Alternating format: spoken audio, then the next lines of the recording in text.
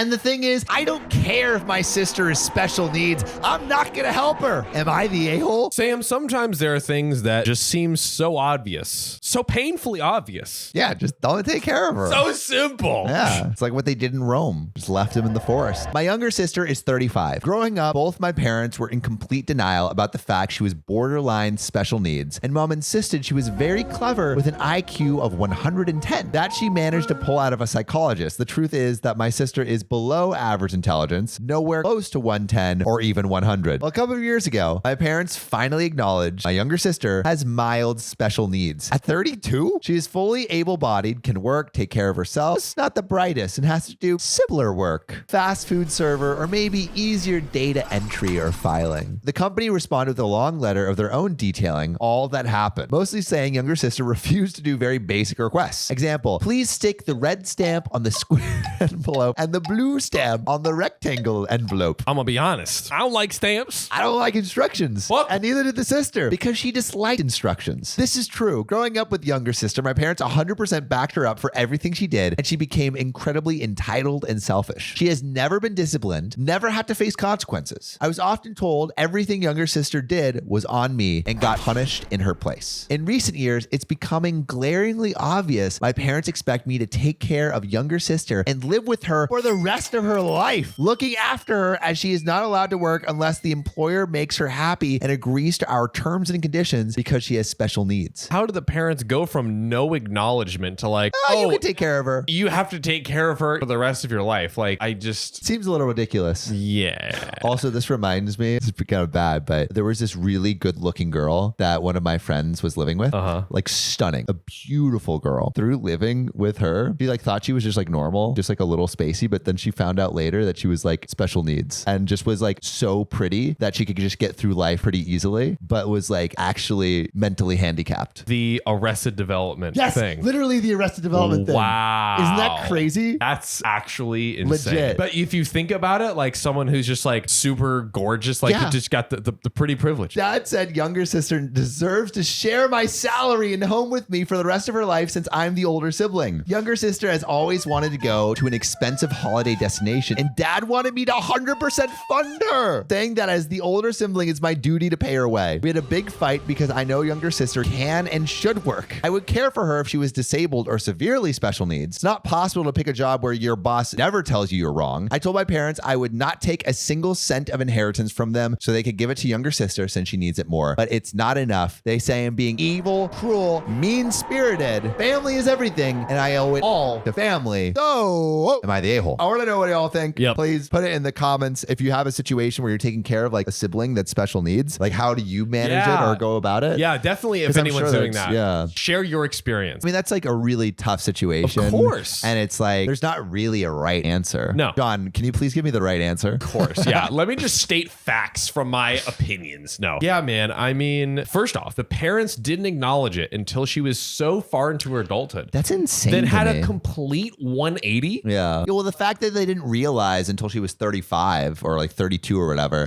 means that it must have not been that bad. So the fact that they're saying, oh, you have to take care of her now because she's so severely, that doesn't track. It's so ridiculous. And like 100% paying for a fancy vacation. And he even gave him a solution. Give her 100% of the inheritance. I know. That's actually really, really nice. That's a smart thing to consider. But they're just like, no, you still have to split your salary? Yeah. Crazy. And also, I mean, like, I think a lot of people would help their siblings for sure. Totally. And I'm not saying you shouldn't. Yeah. But it's also way more the responsibility of the people that decided to have a second child. Bingo. Rather than the person that was just there first because of the decision of the parents. It ultimately, like, he was not the one that made the choice that saddled him with this responsibility. My whole marriage is a lie, and I think my family might have found out the truth. So this is going to be extremely weird. Me and my husband met in college, and we're part of a tight-knit friend circle of 4 people whom we are still friends with to this day. So due to personal reasons that I won't dive into, my husband asked me for marriage. It was supposed to be just a paper marriage, nothing emotional, which we had decided to end after some years. Maybe it was like a green card marriage or something. Okay. It was perfect for me because we all belong to a South Asian country where women are expected to get married at a young age, and I had pressure from my family, so I did it and got to work on my career like I've always wanted. We were supposed to get get a divorce after 3 years, and only our friends knew the truth about our marriage. That it was a lie. After only a year, my husband's sister and her husband died in an accident, and their children, a boy of 7 and a girl of 10, had no one besides us. Oh my goodness. My husband does have a brother, but we were clearly a good option for the children, and we genuinely wanted to take care of them. And I just fell in love with the kids and being a mother to them. They were so young when we had them, and we just couldn't go through the divorce because it would have been traumatizing for the kids who were just starting to adjust. And plus, I didn't have a really great relationship with my husband, and I think we got comfortable with just the idea of what we had as a family. So we just kind of got stuck. It's been 7 years now, and we never consummated our marriage and have no romantic relationship at all and don't intend to. Wow. That is an odd situation. His mom found out about that through our friend's parents, who apparently knew, and she is extremely disappointed in us. Oh. Bro, keep the secret in the friend group. She wants him to have a real marriage and have true kids of his own. If we are not willing to do that, then we need to end this marriage and find our true partners. Which, like, I understand from the mom's point of view, where it's just like, you should find the people that you really love Find instead the of true have this partner. like sham of a marriage. After us rejecting that and telling her she gets to play her part of being a grandmother, she went insane and told everyone in the family, and we are getting a lot of heat from the people. So, am I the a-hole? There is an edit, but John, what do you think? I do not think that OP is the a-hole, although there is probably some sort of credibility to the point of, hey, why not go out and find your true life partner? Totally understand that she's grown comfortable. And I mean, hey, every person's different. Maybe this is a nice situation for them, but just by finding another partner doesn't mean they can't co-parent the children. I don't know. What do you guys do? There's an update though. Let's get into it. Extremely overwhelmed by the responses here. I guess when we started living together, we just saw how easy it was for us. We have talked about our arrangement. We just decided that this works well for both of us. We have good communication and mutual respect, and we don't need anything other than that. The reason for making this post was that his mother told the relatives recently,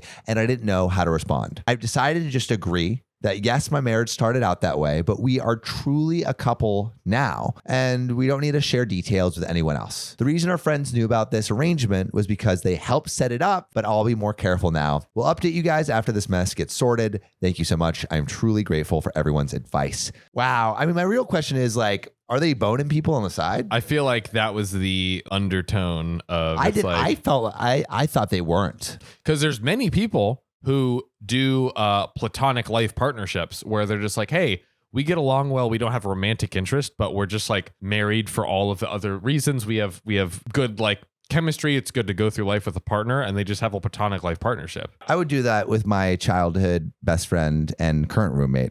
Ooh, Christian. Hey, shout out. I could. Well, I've literally already talked to him about buying a house together. So we also need to, in our green screen studio, we need to do an homage to have Christian's feet on a bed. If there's OG OKOP fans, they will remember that Christian was like sleeping in the background on a few very early OKOP episodes. Yeah, we'll have to make an homage. Frickin' back, man. I refuse to let the kids ride the ponies, but now the Karen moms are about to raise hell. Ponies? That's what I eat for dinner. First point, I do not hate kids. That point makes me think that you hate kids. That it does. If I did want to hurt them, I would wish the exact opposite. I think you want to hurt kids. Number 2, I have unblocked all of the families involved and sent them a pretty long message calmly explaining what had happened and what my concerns were. I also included a link to a child falling off of a horse the same size as mine, explaining that I don't want any kids to face injury, disability, or passing. The response has been very, very positive.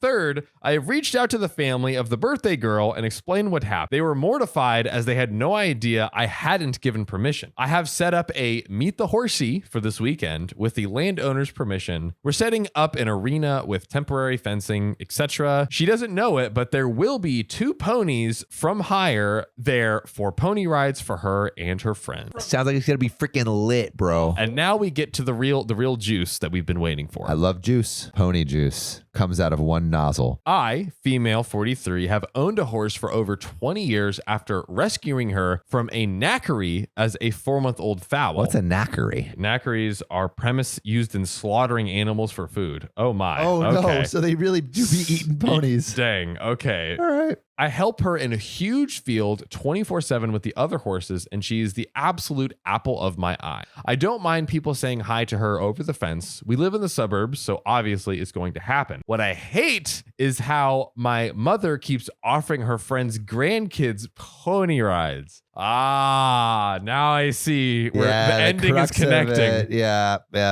Neither my horse or I are kid people. I love how like the pony hates kids too. Yeah. I'm sick of showing up at the property to be met by a gaggle of kids expecting a pony ride. I've laid down the law and I've told my mom no more. No more pony rides, Mom. My mom exploded at me, but I've stayed firm. So I spoke to the property owner because I worry my mom will just start showing up and try to give the kids a pony ride without my supervision. Oh my God. Well, I guess it's a liability. Yeah. I'm just imagining like OP being like, all right, you can get on the pony, but I'm not going to be happy about it. Yeah. But I'm going to supervise this. I'll supervise. The landowner agreed that it is a liability and has marked her as not allowed on the property without me there. Oh.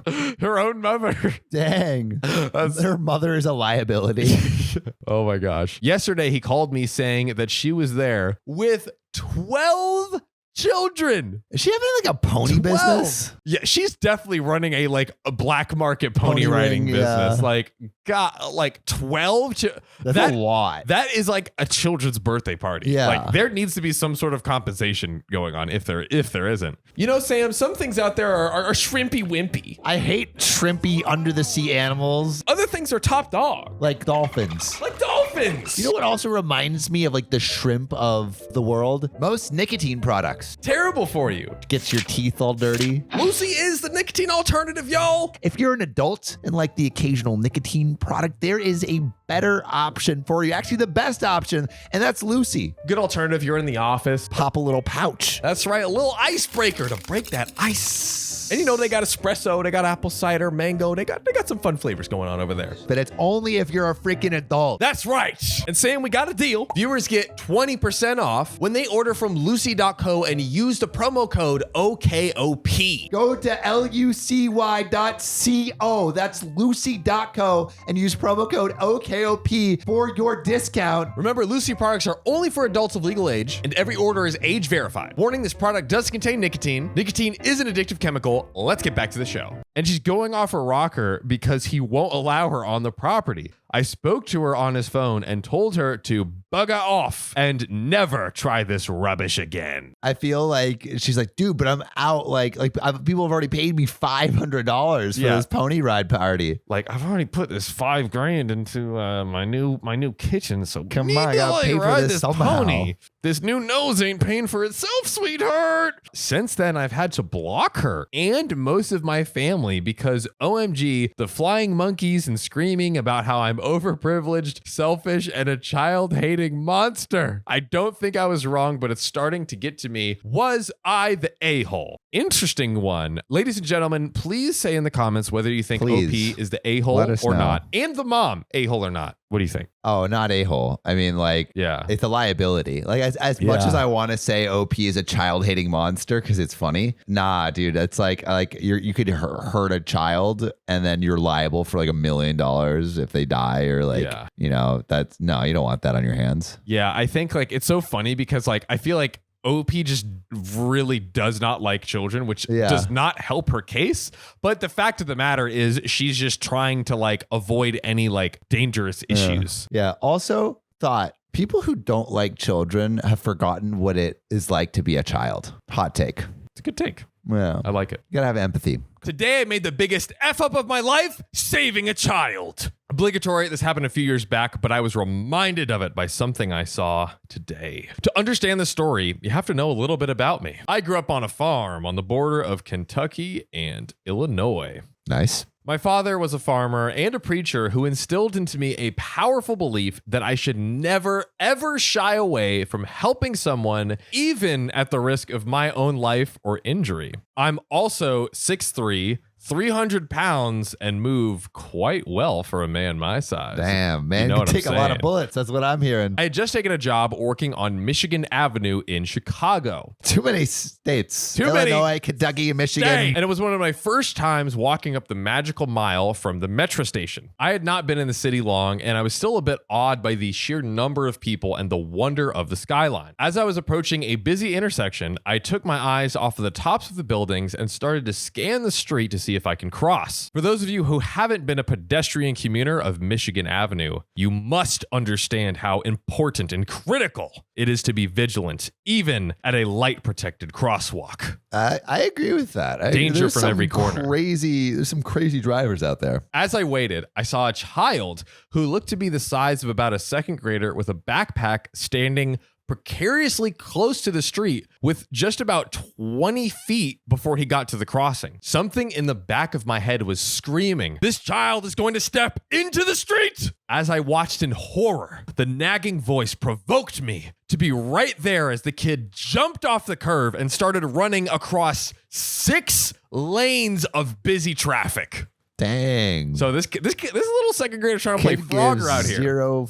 Instinct kicked in as I took off in pursuit, closing the distance between me and the kid in a matter of steps and sweeping the child up into my arms before sprinting right back to the curb. I spoke softly to the child, tucked under my arm like a sack of feed as I returned us to safety. A sack of feed? I guess he's just like his farmer days, you know, just an Oh, old bag of feed for old Bessie. Back on the farm. I said to the child, "Hold on, buddy. I got you." It's weird. To which a man's voice replied, "What the F are you doing, asshole?" Oh no. Shocked, Oh no. I dropped him down onto the sidewalk and twisted around, only to be greeted by what I thought was a child, but was a man with bushy salt and pepper goatee. In other words, TLDR, I carried a person with dwarfism back to the sidewalk as they tried to jaywalk across Michigan Avenue. And that's why you never jaywalk across Michigan Avenue if you're under 5 foot.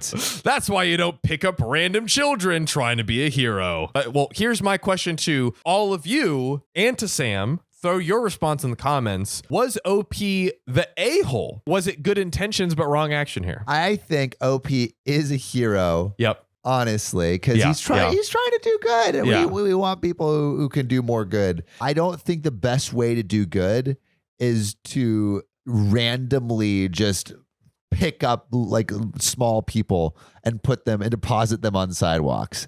Like, even if that was a child jaywalking across the street. Yeah.